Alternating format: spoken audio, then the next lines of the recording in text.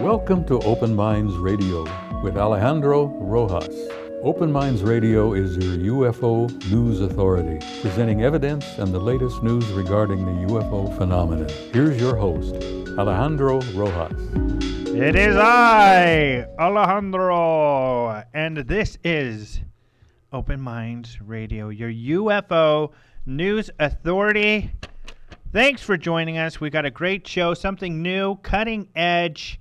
You know, I talk with Nancy Talbott quite a bit. She's a good buddy of mine, the premier scientific researcher of crop circles. Her with her BLT organization that's been documenting the science around crop circles. And she's got some new stuff. First of all, she's got the first documented evidence of burning at a crop circle. Now, people have said they have seen burning. Every time that she has been sent samples of a burn mark, that it actually hasn't turned out to be burning, and she'll explain that. But in a crop circle in Holland, they've actually had some burning. And interesting enough, that's really what we're going to be talking a lot about is crop circles in Holland, because they've had a lot. England's been really slow to start. They had one decent one. I think that they're getting so bored that they've had at least a couple marketing ones created, like a beer glass outside of a pub, because the pubs are usually just swamped with crappies going out there and hanging out and drinking and having a good time. But they haven't had a whole lot, but there's been a bunch in Holland, so this is kind of exciting. So we'll talk about that, and then we'll talk about a gentleman who supposedly is able to kind of sense these crop circles when they're going to be made, and has been able to take friends out and go look for them, and they find them, and other weird stuff like that. So he will also be on the show all the way from Holland. We've got Robertt van den Broeke on, and so that's really exciting. So it's a great show, some really, really interesting stuff that you're going to love. So stay tuned. Even if you're a skeptic of Robertt, and I know there's a few of you out there, you're going to want to listen to the show because there is some interesting stuff. I think you'll like it. And really, I've worked with Nancy. I know how Nancy is. She is very, very careful and rigorous scientific researcher. She would not support anything unless she believed it was true, and feels that she was able to scientifically document that it is indeed just that. So really exciting stuff. I always love talking with Nancy, and Robertt too.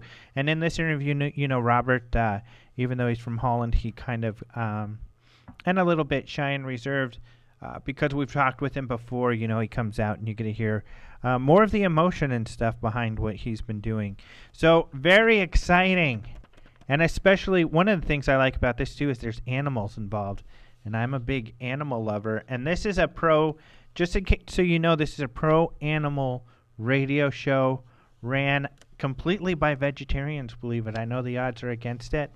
But that just shows how evolved we are at Open Minds Radio. Other news. Where can you meet these evolved beings, the Open Mind Radio producers? You can go to MUFON in July the 29th to the 31st in Irvine, California. We're going to be out there at the MUFON Symposium. That's going to be a lot of fun. They're going to have Story Musgrave there, an astronaut, talking about a UFO sighting. I know they're going to have Joe McMoneagle, who was one of the first Army remote viewers. In fact, he was one of the, he taught other people remote viewing once he was taught remote viewing. And you may be aware that this was a program where they got Ingo Swann, a psychic, to teach them kind of a psychic protocol and how to look at things that are far away, such as Russian submarines and stuff. Of course, that's what the Army's interested in. And this was a program ran for a period of time, remote viewing. And now those people who were in that program are out doing this privately with their own companies. So that's kind of exciting. Jim Mars talked about this at our UFO Congress. In fact, you can go to our website and get his DVD, and it's awesome. Also, we'll be in Roswell this summer. As always, I've been there for the last few years. This year, I'm kind of kicking back. Last few years, I've been more involved with doing kind of the organizing. Not last year, I guess we kicked back there too. Well, we sell magazines and T-shirts and lots of our cool stuff. We're going to have a Roswell edition of the magazine, and some of the authors, the two premier Roswell researchers, Don Schmidt and Stanton Friedman, wrote for our magazine. You've probably already read it already. So you'll be able to come to Roswell and get those two to sign it. So that's going to be a lot of fun, and that's what we're up to this summer, besides keeping up on UFO news to get you the latest and the greatest. And as you know, you can go to our website to see those UFO headlines, and you can come to our radio show and hear our great news correspondent, Jason McClellan, tell us all about it. Jason's here with me today. Hello, Jason. Hello, Alejandro, and greetings, everyone. This is your Open Minds News Brief for Monday, May 23rd, 2011. The National Geographic Channel aired 2 television specials over the weekend dealing with the subjects of extraterrestrials, UFOs, and conspiracies. The first special, When Aliens Attack, looked at the scenario of Earth being attacked and invaded by hostile extraterrestrials and how humans would respond. The 2-hour special also explored the issue of communicating with extraterrestrials. The show featured a variety of experts like military personnel and scientists, including Seth Shostak, senior astronomer for the SETI Institute. Area 51 Declassified aired immediately following When Aliens Attack, and according to Nat Geo, it revealed what's really been going on inside the most secretive place on Earth. But from the reviews of the show, they really didn't come through with that, didn't reveal anything that wasn't already known, and kind of hyped up a whole lot of nothing with the shows. And I already know how humans would react if they got attacked by aliens. They would be pissed. They would be really upset. Well, yeah, I they wouldn't like that. Don't imagine that we'd like being attacked by anybody, really. Yeah. I mean, being attacked by killer bees, it's not fun. Yeah. Being attacked by extraterrestrials. But again, this is a big sort of, I don't know, a popular theme right now. We see it in television shows and movies, this whole invasion of extraterrestrials. Yeah. I think they just really quick came up with something to get on the bandwagon with the extraterrestrial attack type of thing. And not only that, of course, Area 51 being so big, the topic right now. So they tried to jump on that, and it just sounds like, and I've seen this before, we've all seen this, where these documentaries, they say they're going to be great and wonderful. One, of course, what's a marketer guy supposed to do? Watch the documentary and say, this isn't that great, so I'm going to tell people it's not that great. They're always going to say it's great, and then it turns out to be, like one guy said with the New York Daily News, that it was, I already knew everything, all that stuff before I watched the show, and this is someone who's not even really into this stuff. Yeah, that's the general consensus. It was just a lot of hype. Yeah. And I think you're right. It was probably just the network wanting to jump on the bandwagon. They looked at all of their other peer networks. I mean, you've got Discovery, History, all these other channels, Sci-Fi, with all of their shows on the subject or on similar subjects. Yeah. And Geo says, we need to get on that. Yep. And if you feel different, let us know, our listeners. You can go to contact@openminds.tv and email us, or you can go to our Facebook. When we have a Facebook fan page, Open Minds Magazine, go there and tell us what you think if you feel differently, because obviously we didn't get to see it. That's right. That's right. It'd be great to hear from listeners, to hear what other people thought. But just the reviews that I read and from the few people that I heard around here that watched the show, weren't too impressed. Yeah. So, and you're right, Area 51 was an extremely hot topic last week and still is this week. As a result, most likely, the release of a new book by journalist Annie Jacobson, which features interviews with ex-employees who claim to have worked at the secret military base. In Area 51, an uncensored history of America's top secret military base, Jacobson makes the claim that the famous Roswell UFO crash of 1947 was actually a Russian spacecraft with grotesque child-sized aviators developed in human experiments by Nazi doctor and war criminal Joseph Mengele at the direction of Joseph Stalin. This theory isn't that of Jacobson's, but rather something she was allegedly told by an anonymous source. And that particular portion of the book which is a very small portion of the book, is what's grabbing all of the headlines. Yeah, so Every funny. major news source is carrying a story about this. And that's what she's been saying. It's not a big part of the book. But, in an interview with Popular Mechanics, because I know they're very skeptical, and they think, the Air Force has already told us what's happened with Roswell. So I've been waiting for them to kind of come out and say, well, this doesn't make sense. But they interviewed her, and they kind of pinned her down to, it's just this one anonymous source. And she admitted she brought this to the other engineers that worked at Area 51 who helped her with her book, and she floated this idea past them. All of these people are not anonymous. They use their names in the book, and they all said they had never heard of that.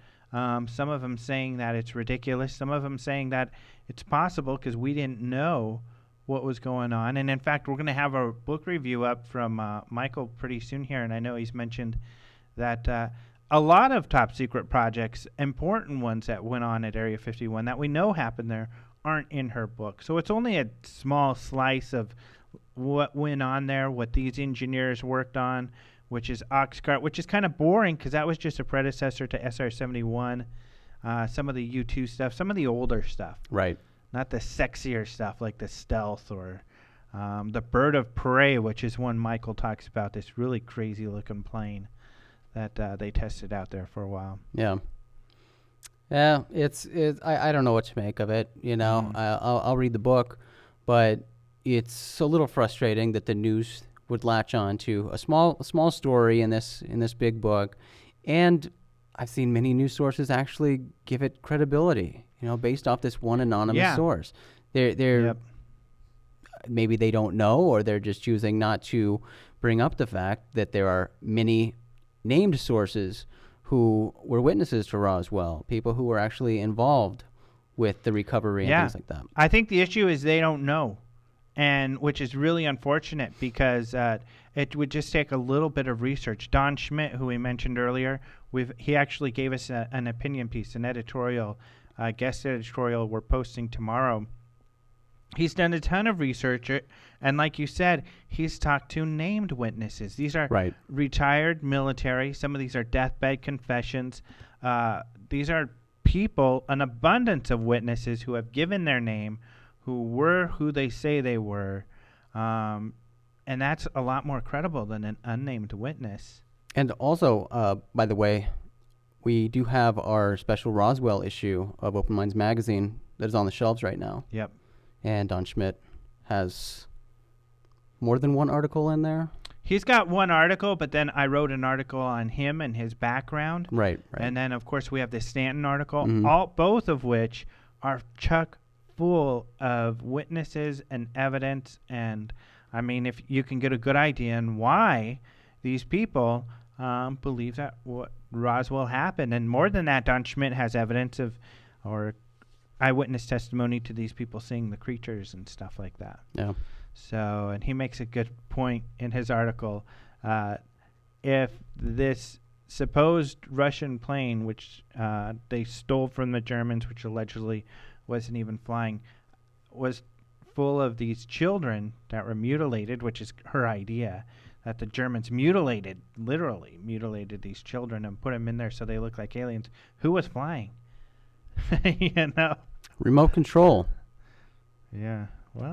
An RC UFO. In 1947. Advanced technology, my friend. Guess so. The Nazis did have a super UFO program going on. Well, they had missiles. We know that. Oh, it is an interesting theory. Mm-hmm. So, kind of interesting to see a new take on it. Yeah, and I don't think it's one of those things. It's another theory that comes up. The media has taken off with it. They're being pretty biased, unfortunately, not covering all angles. But holy cow, are they covering it? Yeah, they're covering it. I mean, they're covering it not just one story, but two. I mean, Huffington Post had a story today. This is their second story. They already wrote a story on this. Right. And now they have another one out. It's popular. Yeah. Fortunately or unfortunately, I don't know. Hopefully it's bringing us hits to our website. Well, we'll have to look at that. That'd be awesome. Yeah. Scientists are aiming a radio telescope at select planets in hope of detecting alien signals. According to Space.com, this new search began 2 weeks ago and comes just 1 month after the SETI Institute was forced to suspend their operations due to budget problems. The radio telescope is targeting 86 planets that have been selected as worlds most likely to resemble Earth. NASA's Kepler telescope provided the data that allowed scientists to make this determination.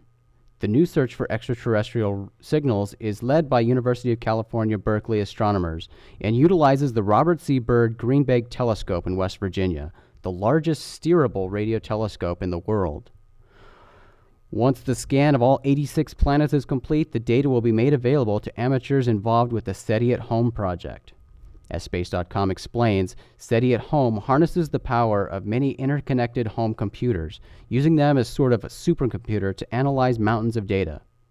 There are an estimated 1 million people who participate in the SETI at Home project. And I remember a story from more than a year ago, I believe. There was actually an IT person at a high school here, I think in Chandler, Arizona, who was caught putting the SETI at Home software on the school's servers. Yeah, on the school computers, and he got canned for it. So, yeah, not a good idea for the IT guys. No, probably should keep that at home. Yeah. But again, looks like we're back to listening to radio signals. Well, that's what they do. And yeah, I mean, people have to remember what was shut down was one array. Right. So they still have access to a few different facilities like this one here we just talked about. So, yeah, they're not out by any means. Oh, not at all. They do a lot more than just the one telescope array. SETI's not going anywhere. Oh, no. This is an interesting story that you had on the website, Alejandro. But Salvatore Calderone of the Centro Ufologico de Benevento, also known as the CUBMG, in Italy, sent us a UFO photo last week. Although the picture dates back to 2007, CUBMG staff manager Angelo Carinante was just sent the picture by its photographer. Carinante forwarded the picture to their image analyst, who believes it is a genuine unknown. They have ruled out the possibility of the object being an insect, bird, natural phenomena, or conventional aircraft, and find the egg-shaped and metallic silver color particularly interesting. We have an egg-shaped UFO. Yeah, like this metal egg in the sky. It is a pretty weird picture. You know, that's why, well, it's great when we have these contacts, like we had the Korean guy. He hasn't sent us anything lately, but now we have this Italian guy works for that organization. That is difficult for us to say. But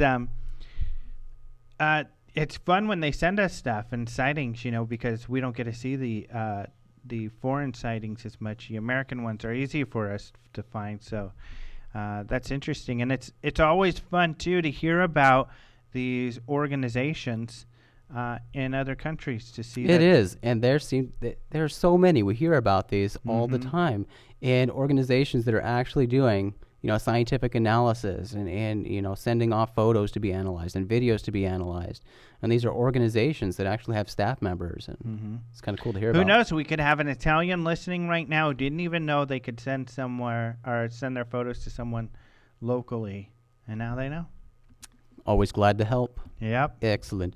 So there was a great video last week. It's my favorite video from last week. It was a flying car UFO. Yeah. And it was captured on video with a time-lapse camera by Brett Anthony, a meteorologist at the NBC affiliate KSHB in Kansas City, Missouri, last Tuesday night. The video shows the full moon in the night sky, followed by the appearance of two lights resembling car headlights zipping through the sky. Anthony ruled out the International Space Station as possible explanation for the lights, as that was visible in Kansas City at 5 a.m., and the flying car sighting occurred at 10 p.m. A woman who witnessed the lights in the sky on Tuesday night posted a comment on the KSHB website, sharing her opinion that the lights were from a medical helicopter, but no official identification has been made. Yeah, that's such a weird video, and of course the fun part of that is they're messing around saying maybe it was Harry Potter. Right. And it does. It looks like this car that kind of comes off screen, and it turns and then goes towards the camera and flies above, kind of over. It was a really interesting video. I thought It was pretty cool. It was fun. And one of my pet peeves with people who watch videos and then want to post a comment is many people choose not to read. They don't read descriptions. Yeah. They don't read accompanying articles, so they don't understand the details of the story, of the video, of the photo. And in this case, I saw the same thing. It clearly stated it was a time-lapse photo. That's what they were using it for. It was a weather cam, and they were showing a time-lapse of the full moon moving through the sky. And so people had all their conspiracy theories about, it looks like the video's been slowed down. Or if you read the description, it says it was a time-lapse photo. So. But the movement was fun with the time lapse too, because it's like this. It's almost like a cartoon. This thing. Oh yeah, it zooms through the sky, then changes direction, and comes right at the camera. Yeah. And I love seeing the news cast because they were having a lot of fun with it. I mean, the meteorologist who showed this was genuinely surprised. He didn't know what it was. And even I think one of his coworkers said, "Did you do that? Did you just create that?" And he's like, "No, I did not manipulate that at all. That's real." So they were all floored. They didn't know what it was. Yeah, and they encouraged viewers to write in if they knew what it was, and they really didn't get any responses. So, that was a fun video. And we do have the link to that on our website, and we have an article about it as well. In other news, a team of scientists from Paris, France have announced that they believe the planet Gliese 581d to be habitable. After its discovery in 2007, Gliese 581d was initially thought to be too cold to sustain life. But based on their new study, the team of scientists think they have a winner with Gliese 581d. Gliese 581d is a rocky planet and has a mass at least 7 times that of Earth and is estimated to be about twice its size. The team's study was published in the Astrophysical Journal Letters. And round we go with this habitable planet thing. Just at the end of last year, we were talking about Gliese 581g that they determined was suitable for life, habitable, in the habitable zone. In the Goldilocks zone. And now they don't even think it exists. Oh, really? They don't think 581g exists.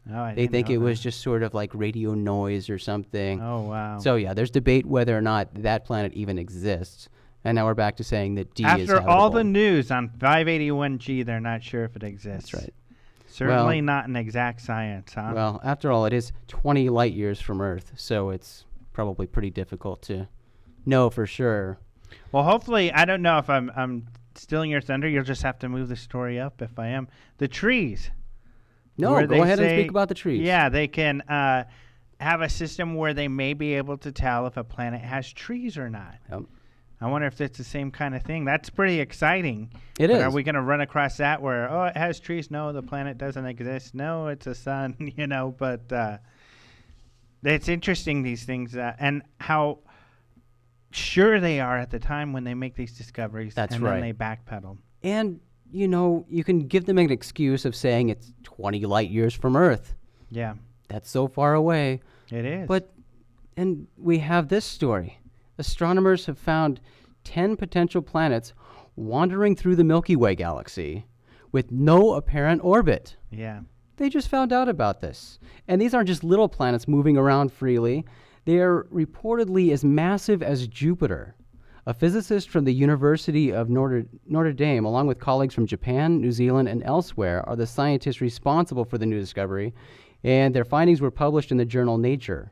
While the announcement of these rogue planets is surprising, perhaps even more surprising is just how common these orbitless planets may be. As the Huffington Post pointed out, the team of scientists speculates that these planets may be more common than the stars. So forget about knowing whether or not a planet exists or not that may be in the Goldilocks zone. We've got these random, humongous Jupiter balls floating around with no orbit. Yeah, just in the middle of nowhere. Yeah. It just goes to show, which is just a frustration, I guess, with some of these SETI guys or Shostak or some of them. They're so certain all the time. All of their statements are, we're so sure about X, Y, Z. And then it's just so unwise. And it's unscientific, honestly, for them to be so certain about all of these things when they aren't certain at all. And when history shows that the majority of times in science, when you make a statement that this is for sure, it turns out to be just the opposite. I think we've learned there is no absolute, and we don't know anything.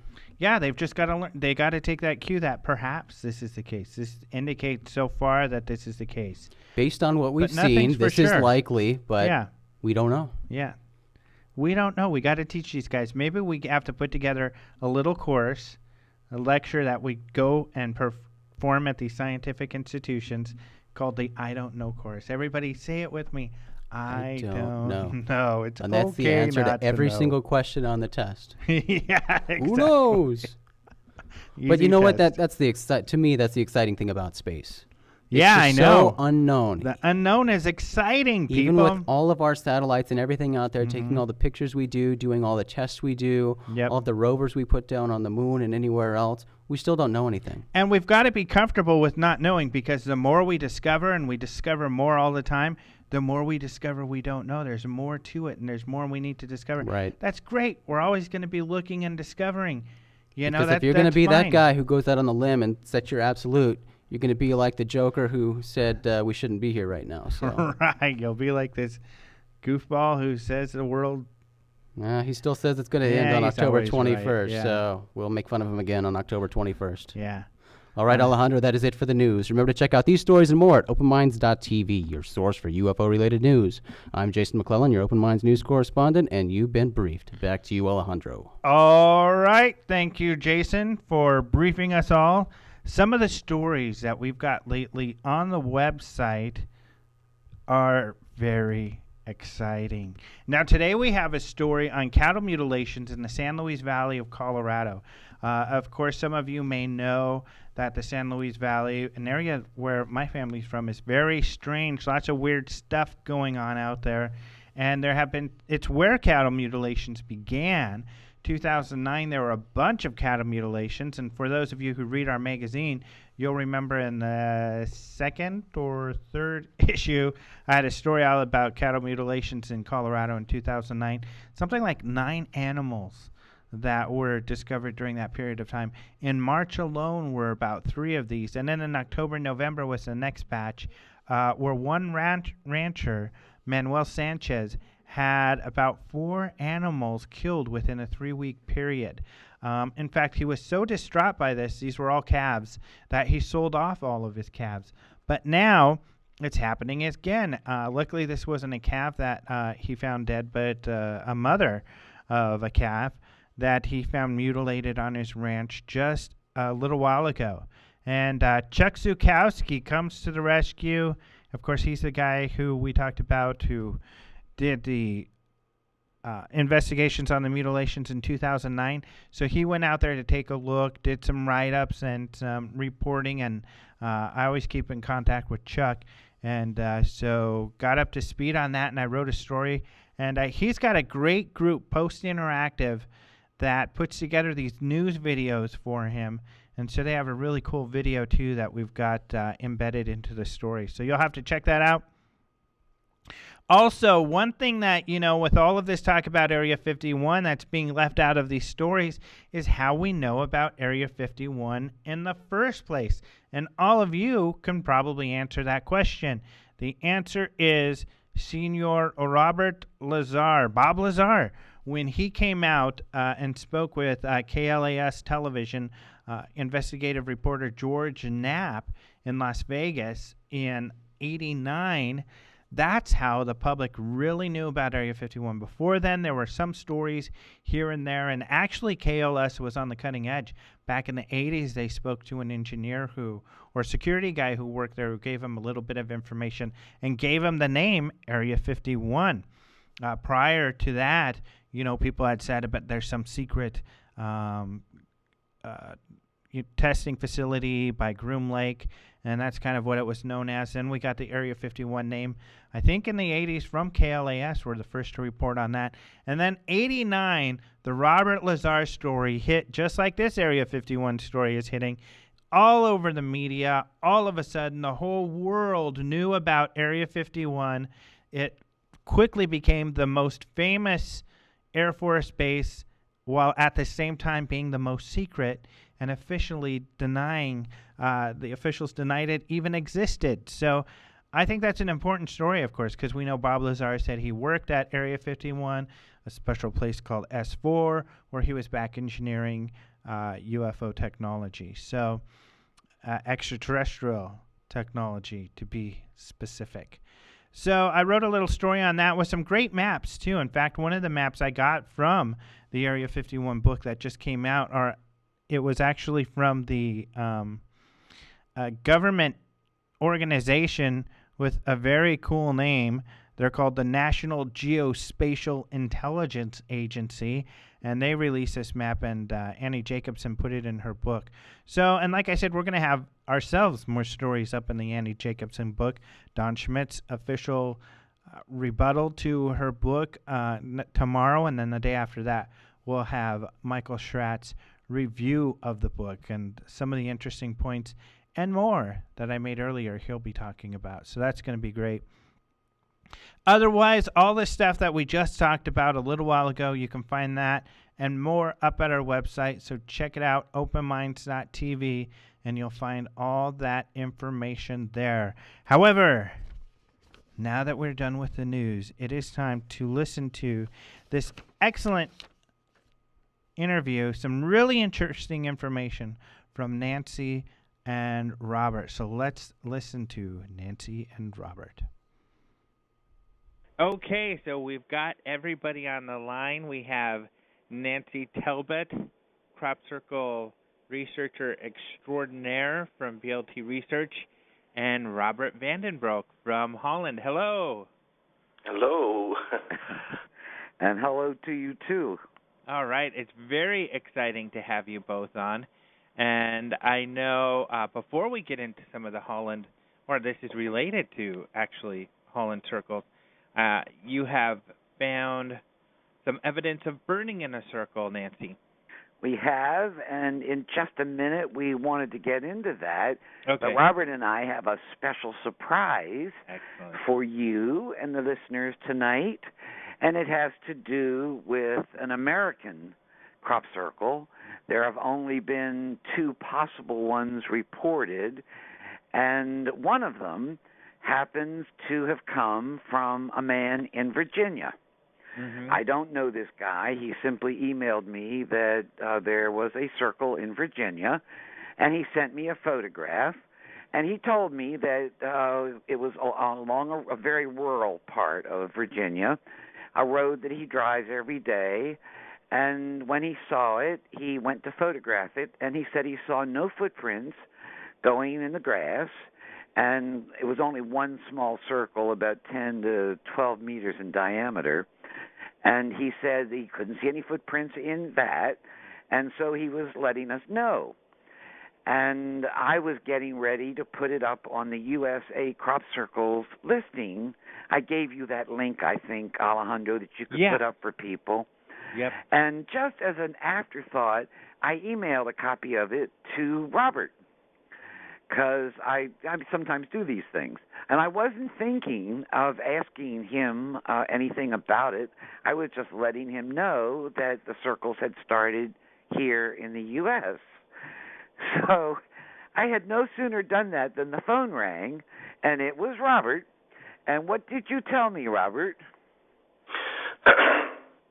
Yes, I was get the picture, and when I was see the picture, the first impress what I was get that sounds a little bit bad, but it was the message that I was get when I was see the picture was immediately that it was a fake circle, and I was get image vision in my head very strong from a young boy with blonde hair, a little bit two in the neck, how you call that? About halfway down his neck. Yes, and a black cap on. And I was get very strong the name Mike. And I was see that very clear, see that he was a paper boy, that he was bring the newspapers by the people.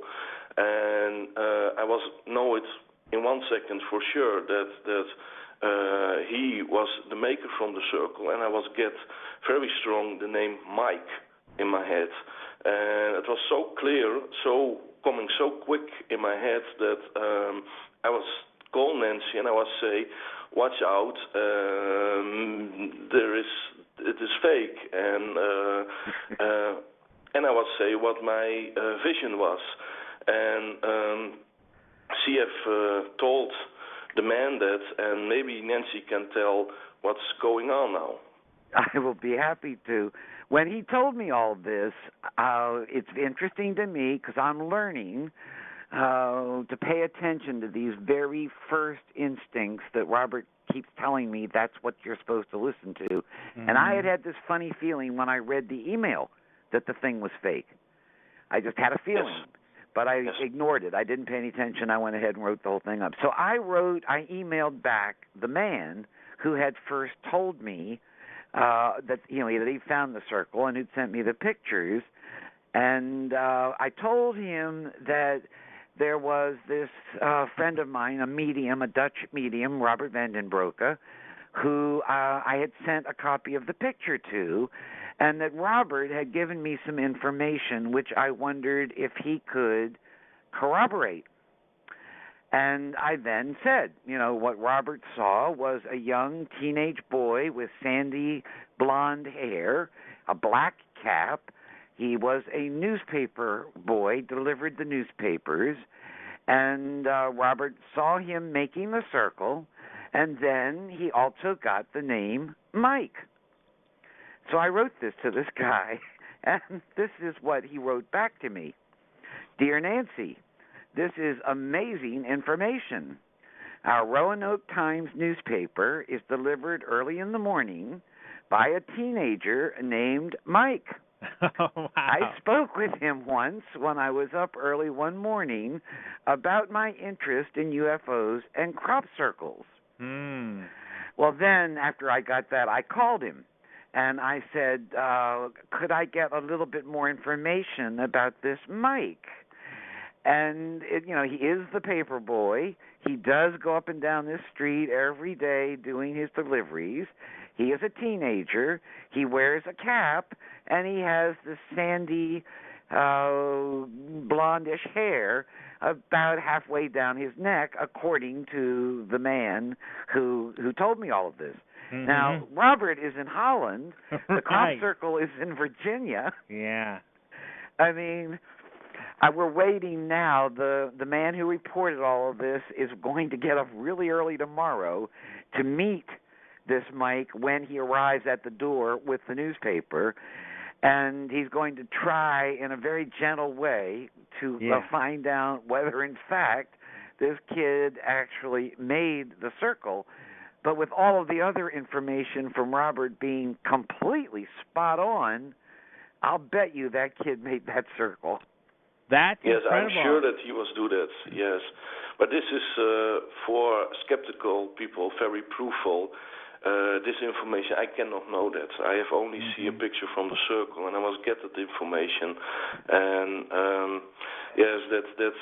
that give an insight in that there's really a consciousness from out the real crop circle makers with me on that moment that told the truth. That was a strong story and a little bit of funny story. Yeah. And very funny. Now, yes. Robert, you've talked about in the past how when you get these feelings or you get these senses and visions, emotions come along. Could you kind of get the sense of why the kid was doing it, to be malicious or just for fun? Did any type of emotion come along that way? Yes, I feel that this boy have a little interest in UFOs and in crop circles. He found it sensational. Is in a little bit childish sense. And he's not a bad boy. He will create some. He will make a joke with it, and he wonder if public say something about it, of the people are flipped out when they see it, of thinking that they're coming out space there. It's a sort of childish idea, but it's more a joke from him. it's he's. You also worried. told me, Robert, that he had some friends who you thought might be in on the joke. Yes, they know from him. There are 3-4 people around him, what I see, and they know from his joke. And he hoped that the newspaper maybe pay attention to it, of that research people come and they believe it, or they say that the circle is real, and then they have fun. Well, if he made it, it's really going to blow his mind that some guy in Holland was able to figure it out. That's good. When he gets the news that I was noted on that moment, intuitive, then he must know that there is also a real phenomenon. Yeah. That something real is going on here. Well, what about then in Tennessee? There's a more elaborate crop circle from the 12th. That one also has a very... that one looks really fake to me. Yeah, eyeballing it does look that way. It does, and as I've posted on the USA Crop Circles page again, you really need to do, you've either got to have Robert there or you've got to do all the science work to figure it out. But it looks awful mechanical to me. Mm-hmm. Wow, that's incredible. This is a great story. I can't wait to hear what happens in the morning. Me either, and I'll let you know. Great. Let's jump right away and get this burning evidence out of the way, because Robert's got lots of neat things to tell about the new circles in Holland. For many years, we have been getting reports from time to time from people, field workers, about finding burned plants in one or another crop circles. Every single time that samples have been sent to us for analysis, we have found that, in fact, the blackening was not caused by burning. It was caused by an opportunistic fungus, the spores of which are in the air floating around all the time, which attack any open cut or break on the plants, because all that moisture inside the plant, that's where all the nutrients are that help build the seed heads, develop the seeds. And this fungus will immediately attach itself to any break in the outside stem and then colonize it. And as they reproduce, there get to be lots and lots of them. And with Eustalago, it's usually black. Sometimes it will be red, but more often it is black. And if it's had some time to really colonize, it really does look like the plant is burned. But in fact, in every single case up until now, it has always been Eustalago. This is all, by the way, a new report that is on Robert's page on the BLT website. It's bltresearch.com/Robertt, and it's one of the reports down at the bottom. At any rate, last fall, this is August of 2010, in a circle not too far from Hooven, where Robertt lives, a very interesting circle occurred that had a beautiful oval circle as part of it, a bunch of other circles, and an arc, a ring that was only about half finished. At the very end of this arc, or ring, half ring, there were a number of plants that were quite blackened at the top. And there are pictures here that show everybody what we're talking about. You knew that crop circle was happening too, didn't you, Robert?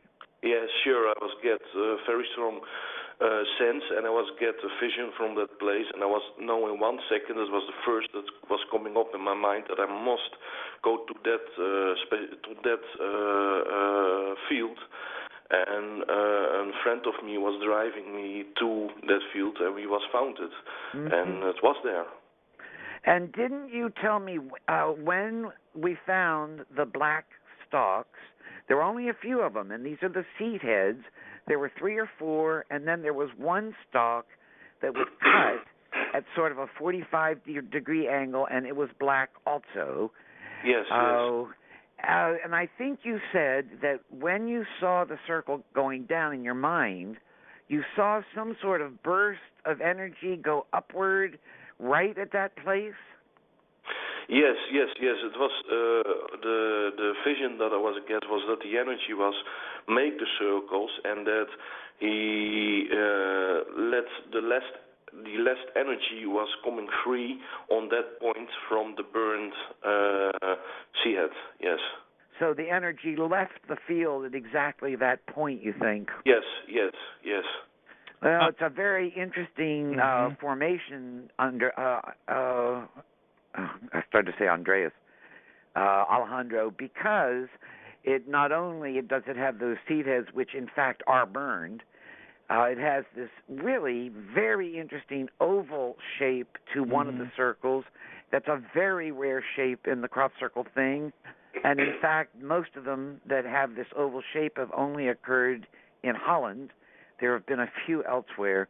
But we did send one of the seed heads to Phyllis Budinger, the analytical chemist, and she carried out her standard infrared spectroscopy work to identify the blackening.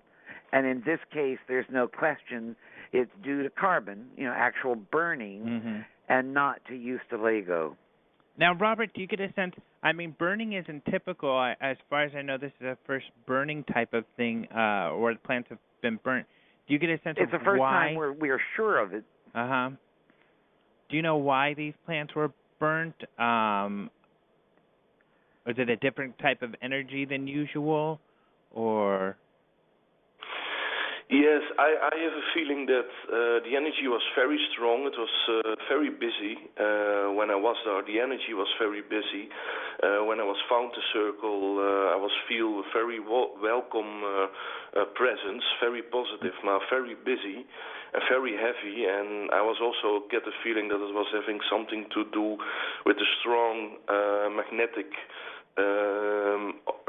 healing process, that it was neutralizate something there. Earth healing process, he says, and he says healing the earth there, right?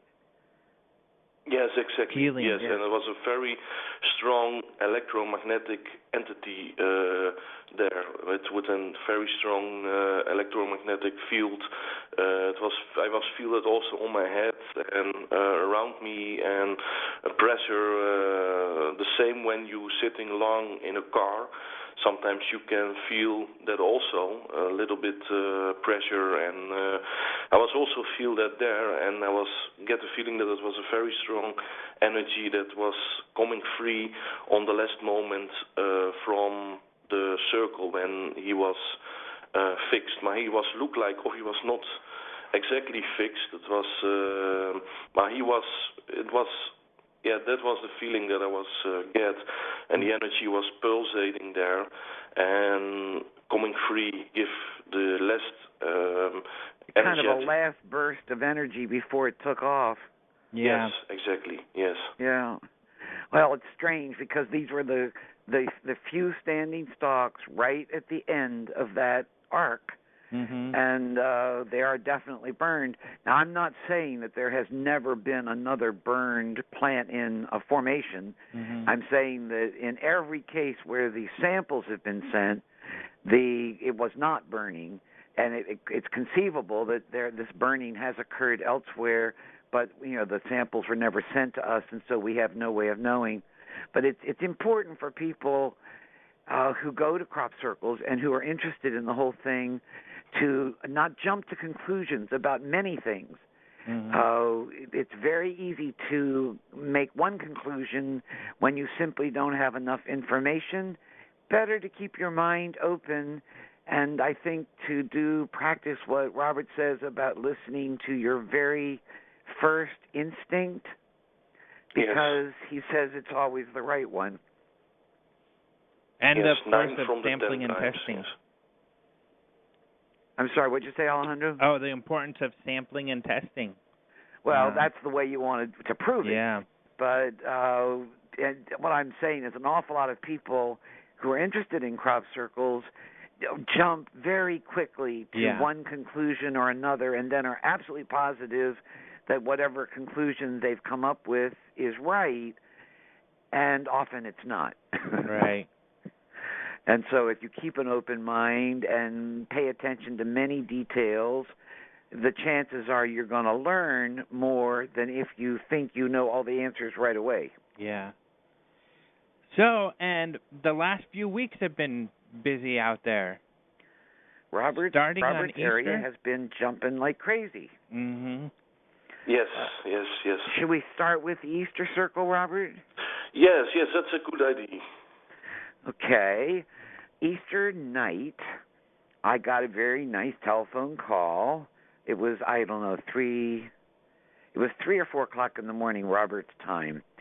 And Easter is very important it's a time that really matters to Robert, and to me too, curiously. Of all the holidays, it's my favorite, and it's also his. And we were wondering if circles would come, because often in Holland, they have started right around or right on Easter weekend. And apparently on Good Friday, something had preceded all of this, and Robert knows what it is. So let him tell you what happened on Good Friday first. Mm-hmm. Yes. Good Friday is, for me, most years a special day.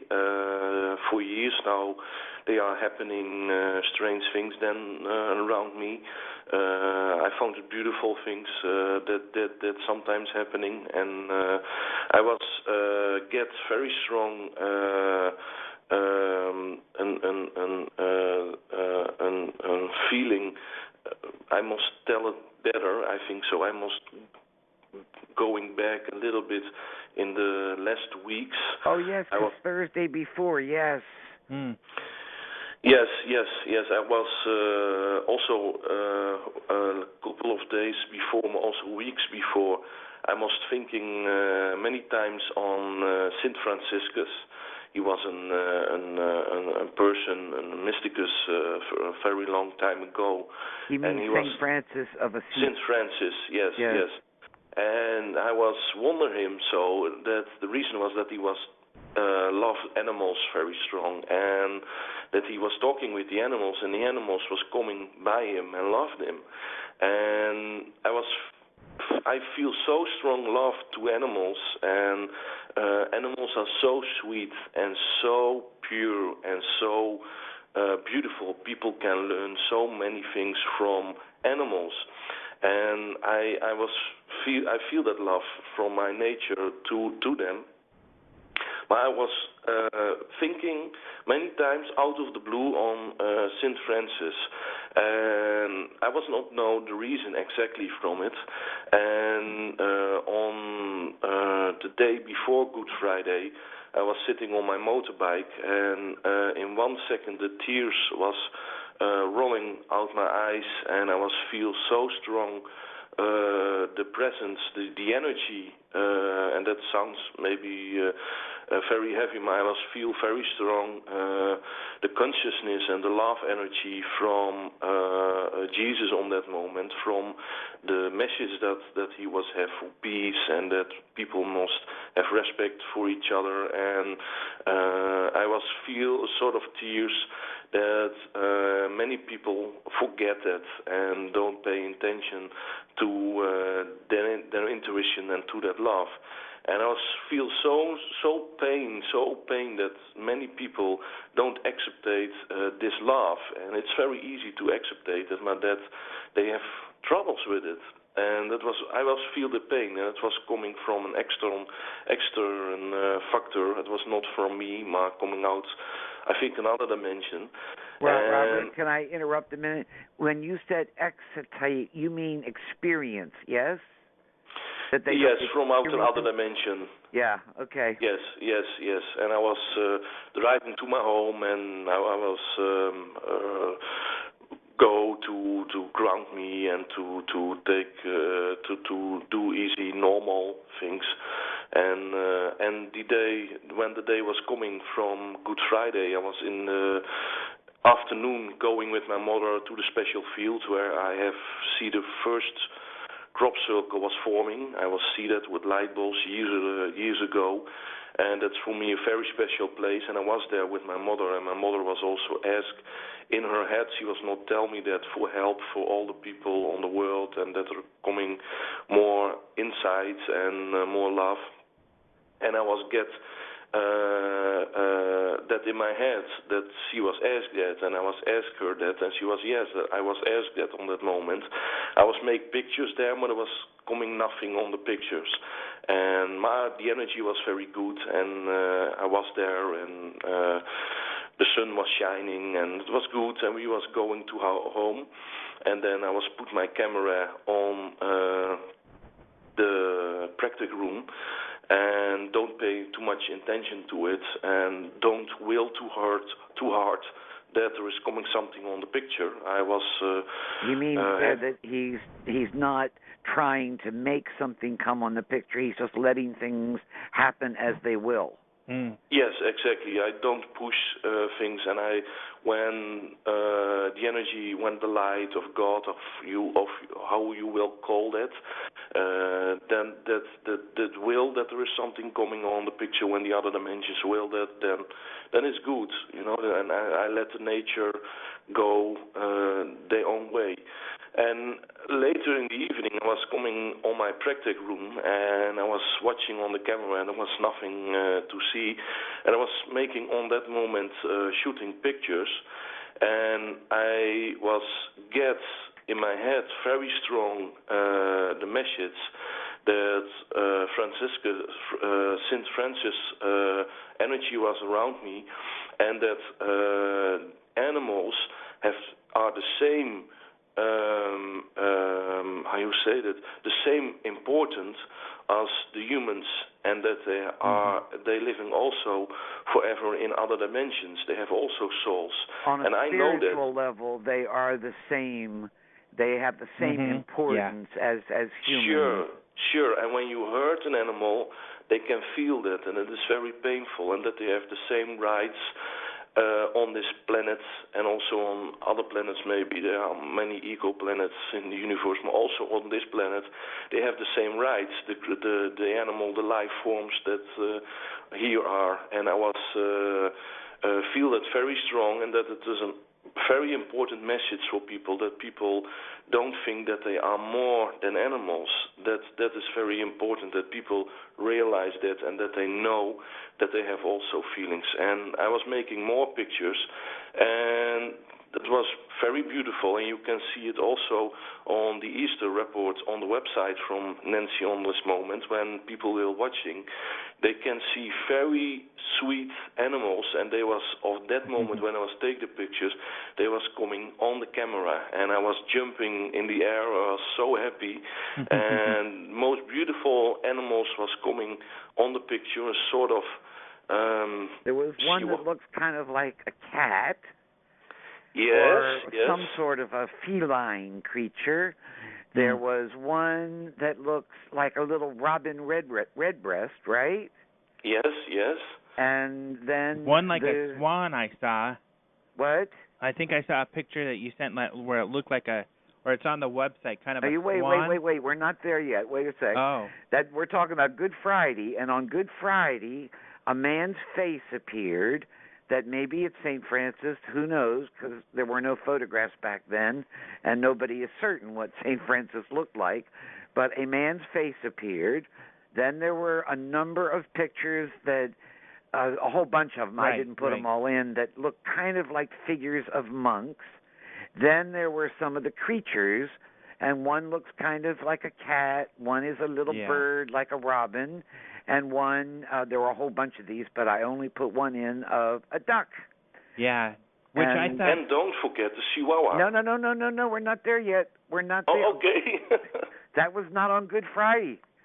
That was later. Oh, that was later. Oh, yes. You're right. Yes, it was later. Yes, go further, yes. Okay. No, I was just going to say the swan, what is interesting, especially with that picture, is the texture. I mean, in the duck. Yeah, in the duck. It's very strange. It almost looks like kind of the ectoplasmic ghost pictures. I mean, it looks very strange. It's an interesting texture in that. And just as a side light here, you should know that for a couple of weeks, a duck a local duck in Holland had taken up some residence in Robert's garden, and he was enjoying the duck, but it was going to make a nest and lay eggs, and there is no place in the garden for it to take its babies to swim, and so it has left the garden now to go and raise its children. But at any rate, these pictures had all come, and Robertt was tickled with them. Yeah, and we kind of passed over, because this is pretty important, this image of a man, and it's fairly clear, with a mustache and a bald head, maybe some grayish hair maybe in the background you can kind of see. Yeah. But it looks like possibly a picture of St. Francis. Well, who knows, because we don't really know what St. Francis looked like, but it certainly is a very clear face of a man with a bald head, and certainly he could be St. Francis. Yeah. Anyhow, after these pictures were taken, okay, let me think. I'm looking real quick through the report. So, yeah, that was 24. Okay, yes. So then, I guess it was on the Saturday night before Easter. Late that night, this is like around midnight, just before, Robertt suddenly gets the feeling that he gets, this nervous kind of energy he feels when a circle is actually forming. And he knew it got strong and strong and strong, and he knew that it was happening. And he called this lovely neighbor of his, who is a friend of his mother's, who is also interested in the circles, and she will drive Robertt to the fields at night. Robertt never goes into the fields alone at night because some people in Holland have said that he was making the circles, and some of the farmers have gotten angry, and so Robertt, he simply does not ever go into any field at night alone. So he called Ellen, and Ellen came and did drive him, and Robertt, who wasn't exactly sure, no, he was sure this night, he knew where they were going, so they get in the car and off they head towards this field near Woodenhead. And as they got close to the fields, Robertt saw what I think I understood, a white or perhaps slightly yellow arc of light of some kind over one of the fields, Robertt? Yes, exactly. Yes, I was seated exactly above the field. When I was at home, I was starting very nervous, and I feel very strong that I must go to that field there. I was very quick that I must go there, and I was call her, a friend of me, and she was driving me to the field. And it's true, I'm not go lonely to get also the proof that there is a witness with me, that she can also explain that I not make the circles. And we was there, and there was a light, white, I was see a sort of white, aura.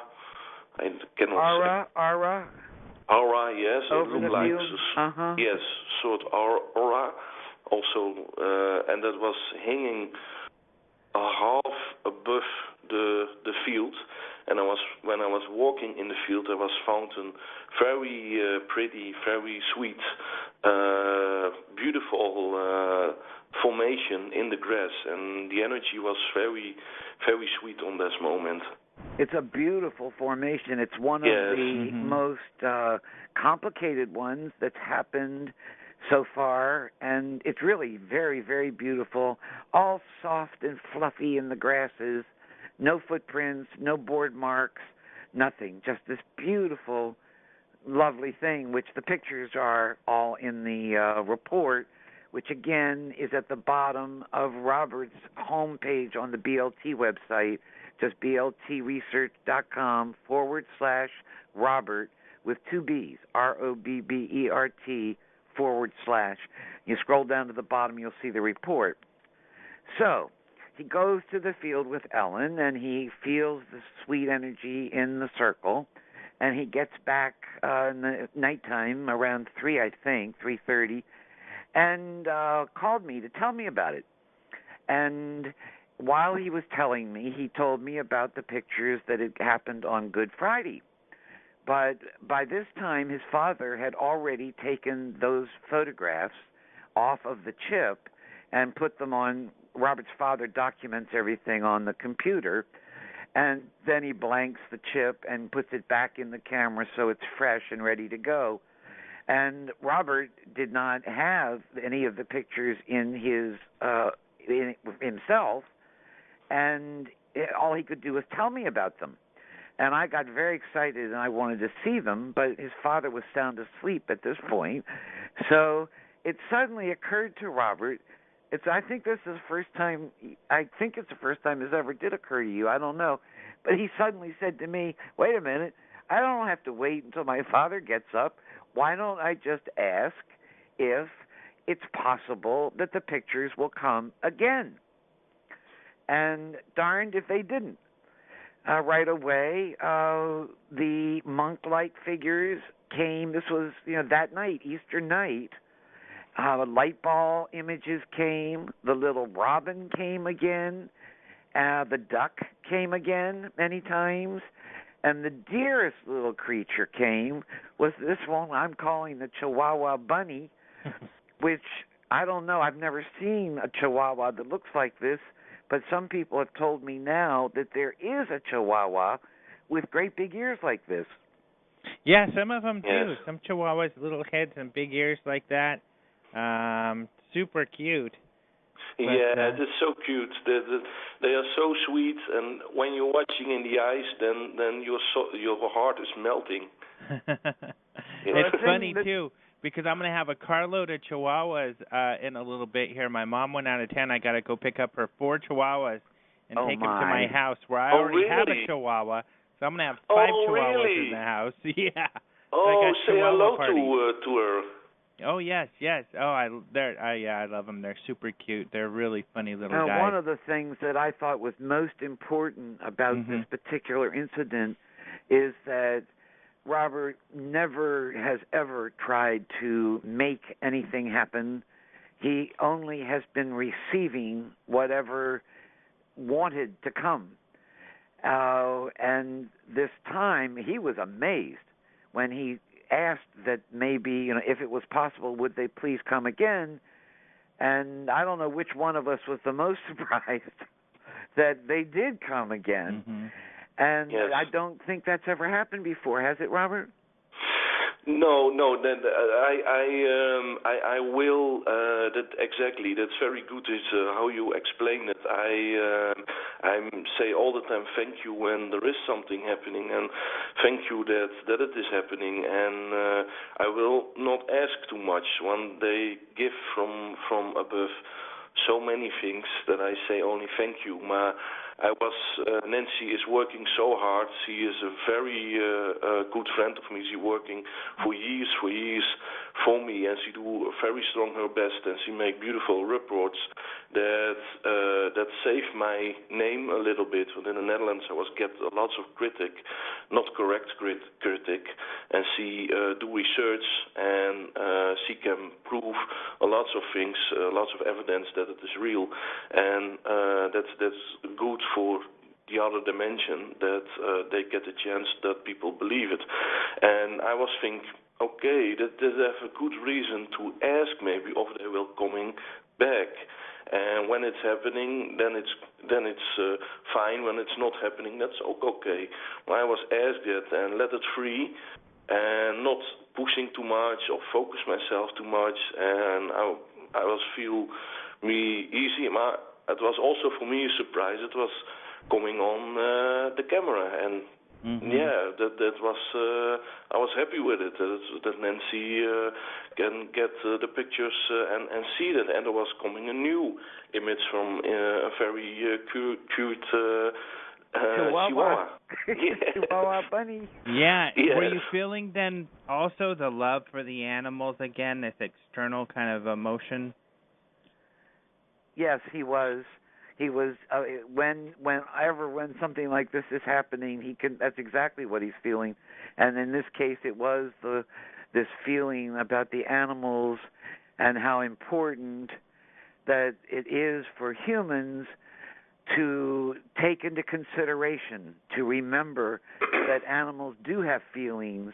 Many of them have feelings very similar to ours, and that they can suffer, and that we need to be more conscious of this, and also just more conscious generally of all living things.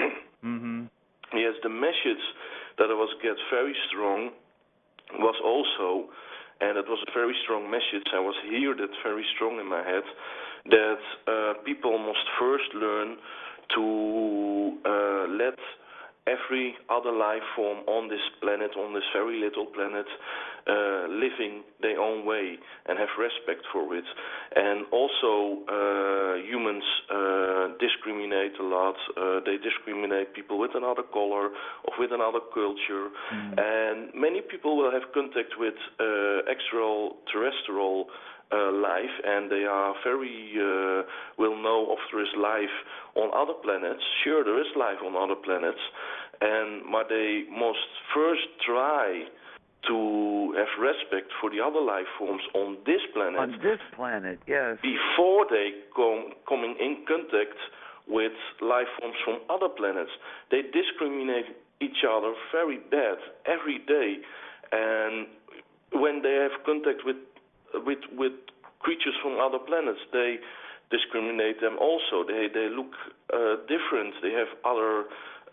They have maybe also a culture. They're living in another way, and that's a very important message. We're coming closer and closer by that it is possible to get contact with life forms from other planets. That's also possible maybe via the UFO way, but also scientific with the telescopes that we have, the scientific research, the satellites, that there is coming maybe a signal and that there is coming communication. And people must learn. We are more modern and get more technical things, that it is coming closer to us. And people must first learn on this little planet to have respect for each other. And when there is coming more, and that's a very important message. That's also how in the world can we expect to get along with or be welcoming or have any sort of positive interaction with creatures, life forms, beings, whatever they are, from somewhere else if we can't even respect each other? Right. Yes. So that was basically the very strong message that Robert was getting. Yeah, I love this story also because I'm a big animal lover. I'm a vegetarian, so I just love that the whole this particular incident. And now more circles came in the few days after that. I want to make a point about one because this was something else totally unique that has happened. The second circle, the next circle to happen, and people can see the details about these circles on the Crop Circle Connector. That is the big website in England, and if they click on World, the international circles, and then scroll down to the Netherlands, they will see all the pictures about these next several circles that we're talking about. Yeah, we'll have these up too. We'll have these on the YouTube video for this. And okay. Well, the second one occurred just a few days later, the night of April 28, 29. And let me see. I don't even know what. Oh, here. Okay. Again, Robert told me he had this very strong intuition that another circle was getting ready to form somewhere near him. And he kept seeing what he told me was a large circle with 3 smaller circles around it, but he was not at all sure where it was going to be. He waited and waited, for this information to come, but finally it was too strong, the feeling. And so even though he didn't know where, he called Ellen again. And she again came around midnight on the night of the 28th to pick him up. And he told me that the minute he sat in her car, he saw exactly where they were to drive. And they did. They drove to this nature preserve, which is not too far away on the edge of Heuven. And when they got there, sure enough, there was a formation in the field. Now, apparently, Ellen chose to stay up on the dike rather than mash the grasses, Robert went down into the field a little bit, not very far, and felt the energy, and reported to me that he felt a tingling on his skin. He said he felt the formation was a functional one, that it had healing energies. He could hear the cows in the field, in the next field over. They were bellowing and making noise.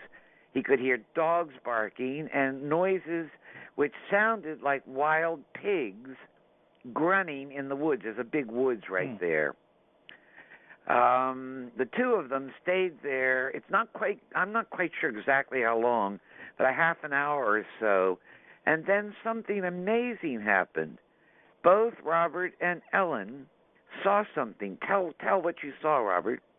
Yes, exactly. We were standing there, and in one from the satellite circles, in the small circles, around the bigger circle, in one circle was coming light out the ground. He was glowing, and I was see that first, and I was telling to Ellen, she was by me, and she was see it also.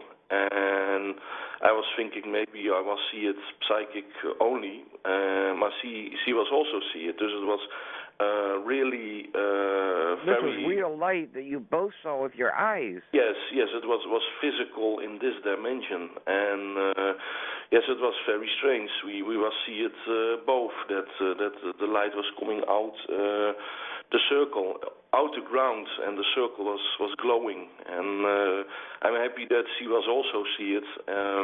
That makes it easier. And what time of day was it? This is about 12:30, 1 o'clock in the morning by now. So in the middle of the night, so it was dark and... Yeah, so the circle, the glow is clear as a bell. You've got a pitch black, dark field. Yeah. It's a nature preserve. There are no houses, no lights, nothing. And the circle that was glowing was clear as a bell, wow. in the middle of the field. And you got a sense this one was about healing. That's what he told me, healing the earth, in fact, he thought. I got to read what each of these is different, and I write down exactly what he tells me. He said he had the feeling that this was functional. This was a business-like formation. It had a job to do, and it was healing the ground in this place. Yes, exactly.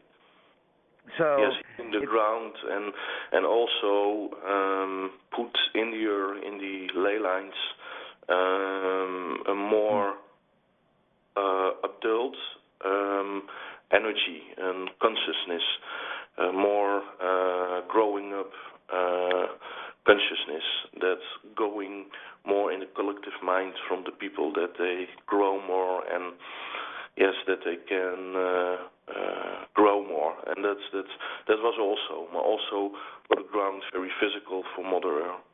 Well, something else you told me was that you said during the 10 minutes that you were watching this glowing circle, you, Robert, felt that you were being given a message that many more soul groups or light beings are coming to Earth now from interplanetary places, from other dimensions, that they are coming to help humans to get this greater awareness, in preparation for actually meeting eventually.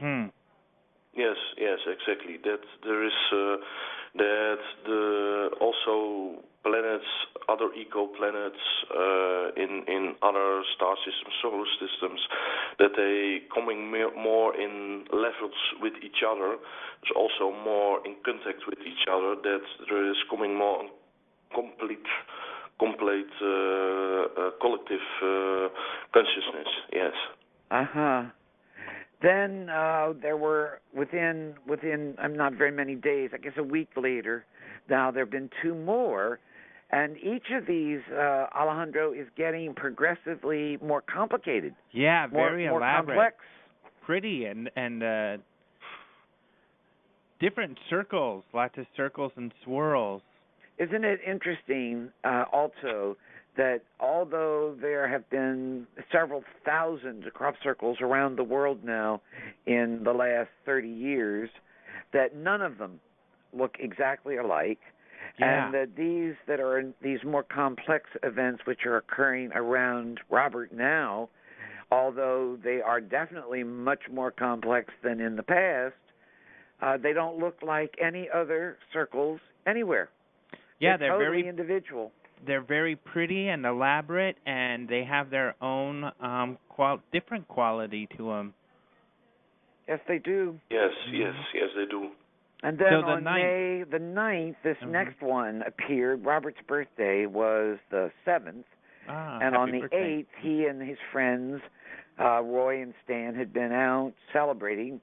And when they got home around 11 o'clock, shortly after Robertt was dropped off, he again had this feeling, that something's going on. And God bless Ellen, because she gets a lot of calls in the middle of the night. But she came again, and off they went to, where was this field? I have to look and read and see where. Oh, this is Hooven. Okay, and off they went to this one. And this was interesting because when they arrived at this field, it was where some circles had already appeared. These new circles were farther away into the field. And Ellen and Robertt both then experienced, and this is a physical experience this time, a very strong rotating energy. In fact, they became dizzy and even slightly nauseated. Wow. Yes, exactly. Yes. And this time again, it wasn't just Robertt experiencing this, it was Ellen also. Sometimes when Ellen is with Robertt, she will see some of the things that he sees, but usually she doesn't. And this year, she has been hoping that she would actually see more things, not scary things because she doesn't want to be scared, but more things to give her confidence, Yeah. And in fact, she is now. She saw the glowing light, and it kept glowing. They finally were too tired, and they left. And when they left, the circle was still glowing. I mean, yes. They left it glowing. That's exactly true. Yes, that's very strange. And then the next time they go, and this time they've got this rotating energy. And you did say, Robertt, that you said very strong, that the reason people experience such strong physical effects when the energy is present is because it is coming from a very big consciousness. Yes, exactly. Yes, very big. It's the energy very.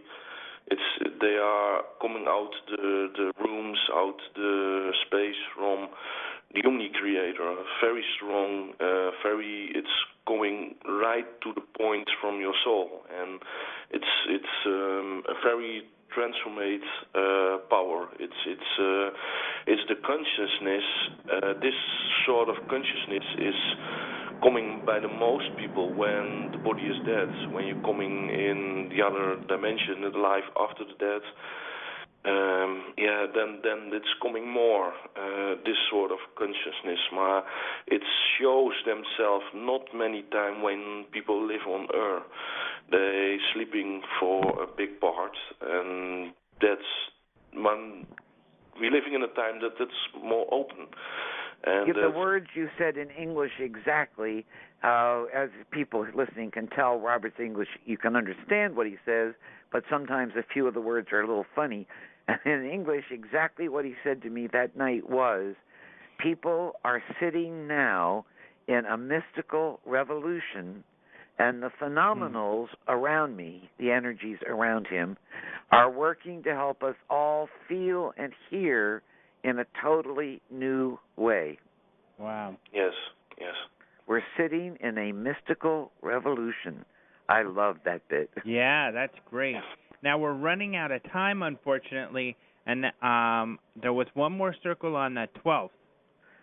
Yes, there was. There was another one in Grasses, the great big huge one with a spiral in it and lots of little circles. And I think if people can read the details, I post them right away on the Crop Circle Connector in the international section under Netherlands. And when there's something unusual like the glowing circle, we take samples and everything, and we'll do a write-up on that for the BLT site. But we have to wait until we've done all the work, But the rest of them we'll put up very quickly on the Netherlands site, so that if more comes up this summer, which it looks like it's going to be a busy summer, that we get them up there as quickly as we can on the Crop Circle Connector. So far, I think your area in Holland here has been busier than England. It has. This year. And with prettier circles, too. Yeah, they've got a slow start. Yes. They were ramping up for their tourist crop circle season, but slow start thus far. But you've got a lot of great, beautiful ones. And there's been, a really magnificent one that's just come in Indonesia. Mm-hmm. I'm sure you saw that, too. Yep. And Mexico had an interesting one, so... Oh, I didn't see that. Maybe they're spreading out all around the world. Yeah, sharing the love there. Sharing the wealth a little bit for everybody. Yeah. Thank you so much for having us, Alejandro. Thank you. Was there any parting words, Robert, something you wanted to share you felt maybe that is important? Yes, I will thank you that you talk with us on your radio show, and that you will take the work from Nancy serious and mine experience serious. And I will say to people, believe what you see, believe what you feel, and that it is very important for people that they know that life has reason, how difficult it is, and that we, when we give each other the hand, and we will take care of each other, and will bring love, then we can make a better world. And I still believe in it, and maybe it's not for us generation. Well, we can work, and when we believe in something, then it's possible. Robert, you said that, kind of being prepared to make contact. Do you feel then that the masses, more people will be able to interface with these other entities soon? Yes. I'm sure when people take the first thing that's coming up in their minds many times, and what they feel, not what they think, but what they feel, take serious, then they are doors opening for them, and then that change life, and that makes lives lots easier. Yes.